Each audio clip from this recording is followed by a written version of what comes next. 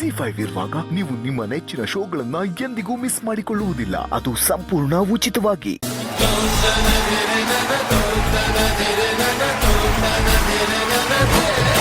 ಇವರು ದರ್ಶನ್ ಅವ್ರ ತಂದೆ ಅಶ್ವಥ್ ನಾರಾಯಣ್ ಅಂತ, ಇವರು ಅವರ ತಾಯಿ ಗಾಯತ್ರಿ ಅಂತ. ವೆಲ್ಕಮ್ ಟು ಅವರ್ ಶೋ ಮಾ. ಎಸ್ ಹೇಳಿ ಸರ್, ನೀವು ಬರ್ತಿದ್ದಂಗೆ ಬಹಳ ಭಯ ಅಂತ ಇದ್ದ ದರ್ಶನ್. ಭಯ ಅವನ್ಗೆ ಮುಂದೆ ಇದೆಯೋ ಅಥವಾ ಇಲ್ವೋ ಗೊತ್ತಿಲ್ಲ. ಭಯ ತರ ಆಕ್ಟಿಂಗ್ ಮಾಡ್ಬೋದೇನೋ ಇರ್ಬೋದೇನೋ.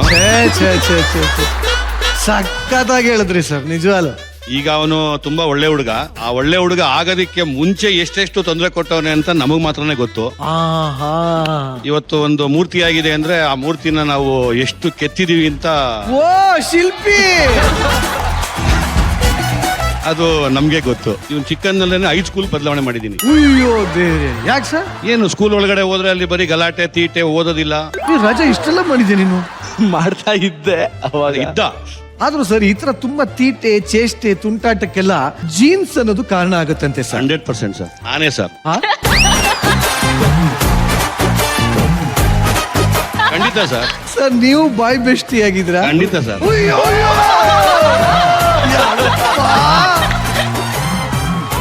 ಮೇಡಮ್ ಬೈತವ್ರಲ್ಲಿ. ಅದು ಯಾರಿಗೂ ಗೊತ್ತಿಲ್ಲ sir. Sir I love you sir. Madam ಎಷ್ಟು ಖುಷಿ ಆಗ್ತಾರೆ ನಿಮ್ ಯಜಮಾನ್ರ ಲೀಲೆಗಳು ಕೇಳಿ. ವಯಸ್ಸಲ್ಲೇನೋ ಮಾಡಿರ್ಬೋದು ಸರ್, ಬಟ್ ಈಗ ಅದೆಲ್ಲ ಏನಿಲ್ಲ ಬಿಡಿ. ನೀವು ಬಿಡಲ್ಲ ಬಿಡಿ. ಅದೇ ಸರ್, ಈಗ ಅವನು ಒಳ್ಳೆ ಹುಡುಗ ಅಲ್ವಾ? ಮದುವೆ ಆದ್ಮೇಲೆ ನಾನು ಒಳ್ಳೆ ಹುಡುಗ. ತಂದೆಗೆ ತಕ್ಕ ಮಗ ಕಣೋ ನೀನು. ಅಮ್ಮ ನೀವ್ ಹೇಳಿ, ನೀವ್ ಕಂಡಂತೆ ಹೇಗೆ ದರ್ಶನ್? ತುಂಬಾ ತೀಟೆ, ಗಲಾಟೆ ಮಾಡ್ತಿದ್ದ. ಸ್ಕೂಲ್ ಹತ್ರ ಪೇರೆಂಟ್ಸ್ ಮೀಟಿಂಗ್ ಕರೆದಾಗಂತೂ ಹೋದ್ರೆ ಫಸ್ಟ್ ಇನ್ ಕ್ಲಾಸ್ ರೂಮ್ ಹತ್ರ ಹೋಗ್ತಾ ಇದ್ದೆ. ಫಸ್ಟ್ ಡೋರ್ ಇಂದ ಆಚೆ ನಿಂತ್ಕೊಂತ ಇದ್ದೆ. ಎಲ್ಲಾ ಪೇರೆಂಟ್ಸ್ ಹೋದ್ಮೇಲೆ ಲಾಸ್ಟ್ ಕ್ಲಾಸ್ ರೂಮ್ಗೆ ಹೋಗ್ತಾ ಇದ್ದೆ. ಯಾಕಂದ್ರೆ ಅವ್ರ ಮುಖಕ್ಕೆ ಸರಿಯಾಗಿ ಪೂಜೆ ಮಾಡ್ತಾರಲ್ಲ, ನಿಂತ ಮಗಂಗ ತೀಟೆ ಮಾಡ್ತಾನೆ ಗಲಾಟೆ ಮಾಡ್ತಾನೆ ಅಂತ. ಸೊ ಅವಾಗ ಲಾಸ್ಟ್ ಅಲ್ಲಿ ಕ್ಲಾಸ್ ರೂಮ್ ಒಳಗಡೆ ಎಂಟ್ರಿ ಕೊಡ್ತಾ ಇದ್ದೆ. ಆಗ ಒಂದಷ್ಟು ಉದ್ದ ಲಿಸ್ಟ್ ಮ್ಯಾಮ್ದು. ಪೆನ್ಸಿಲ್ ಚುಚ್ಚೋದು ಹೆಣ್ಮಕ್ಳಿಗೆ, ಜಡೆ ಎಳಿಯೋದು. ಹುಡುಗಿಗೆ ಪೆನ್ಸಿಲ್ ಚುಚ್ತಾ ಇದ್ದ, ಜಡೆ ಎಳಿತಿದ್ದ. ಹೌದು, ಅದು ಏನೋ. ಒಂದ್ ನಿಮಿಷ ಇರು.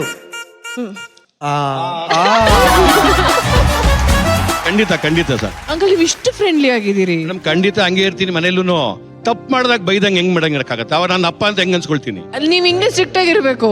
ನಾನು ಆತರ ಮಾತಾಡಿಲ್ಲ ಅಂದ್ರೆ ಮನೆಗೆ ಬಂದವ್ರ ಅಮ್ಮನ ಒಂದ್ ಅರ್ಧ ಗಂಟೆ 1 ಅವರ್ ತಲೆ ತಿಂತಾನೆ. ಆಮೇಲೆ ಏನಂತ, ಯಾಕೆ ಹಿಂಗಪ್ಪ? ಮನೇಲೆಲ್ಲ ಬಾವು ಅಂತ ಬಾಯಿಗೆ ಬಂದಿದ್ ಬೈದ, ಸ್ಟೇಜ್ ಮೇಲೂ ಬಂದು ಬೈಯತ್ತಾರ. ಮೊದ್ಲಾದ್ರೂ ಡ್ಯಾಡಿ ಅಂತಿದ್ದ, ನಿಮ್ ಯಜಮಾನ್ರು ಅಂತಾನೆ ಈಗ. ಗೊತ್ತಿಲ್ಲ ಅನ್ಕೊಂಡಿದ್ದಾನೆ ಅವನು. ನಿಮ್ ಯಜಮಾನ್ರಿಗೆ ಹೇಳು ಅಂತ. ಮೊಬೈಲ್ ದಡ್ಡನ್ ಮಗನೇ ಅಂತಾನೆ ಇರೋದು ಈಗ್ಲೂ. ಅವ್ನು ಫೋನ್ ಮಾಡಿ ನಂಗೆ ದಡ್ಡನ್ ಮಗನೇ ಅಂತಾನೆ ಬರ್ತೈತೆ. ಅಯ್ಯೋ ದೇವ್ರೆ, ನಿಜವಲ್ಲೂ ದಡ್ಡ ನನ್ನ ಮಗ ಅಂತ ಹಾಕೊಂಡಿದ್ದಾರೆ. ನಾನು ಇವತ್ತೇ ನೋಡಿದ್ದು ಇದನ್ನ. ಸರ್ ಇವಾಗ ಏನಂತ ಕರೀತೀರಿ? ಮಾಮೂಲಿ ಮಾತಾಡ್ಬೇಕಾದ್ರೆ ಹೇಳೋ ದಡ್ಡ ಅಂತಾನೆ ಮ್ಯಾಕ್ಸಿಮಮ್ ಮಾತಾಡೋದು. ಕೆಲವೊಂದ್ ಸರ್ತಿ ಈಗ ಒಂದು ಸೆಲೆಬ್ರಿಟಿ ಆಗಿದ್ದಾನೆ, ಮೈತ್ರ ಸುಮಾರು ಜನ ಮಾತಾಡ್ತಾರೆ. ಅವನ ಶೋಸ್ಗೆ ಇದಕ್ಕೆ ಫೋನ್ ಮಾಡಿ ಮಾತಾಡ್ತಾರೆ. ಈಗ ದರ್ಶನ್ ಸರ್ ಅನ್ನಂಗೆ ಆಗ್ಬಿಡೈತೆ ನಮ್ಗೆ. ಆ ಒಂದು ಹಂತಕ್ಕೆ ಬಂದಿದ್ದಾನೆ. ಆದ್ರೆ ಏನೇ ಆದ್ರೂ ಮನೆ ಒಳಗಡೆ ನನಗೆ ದಡ್ಡನ್ ಮಗನೇ ಅವನು. ಯಾಕೆ ಅಂತಂದ್ರೆ ಆ ತರ ಅಂದು ಇನ್ನೂ ಬುದ್ಧಿವಂತನಾಗ್ಲಿ ಅನ್ನೋ ಆಸೆ ನನಗೆ. ZEE5 ಆಪ್ ಡೌನ್ಲೋಡ್ ಮಾಡಿ ಎಲ್ಲಾ ಸಂಚಿಕೆಗಳನ್ನು ಸಂಪೂರ್ಣ ಉಚಿತವಾಗಿ ನೋಡಿ.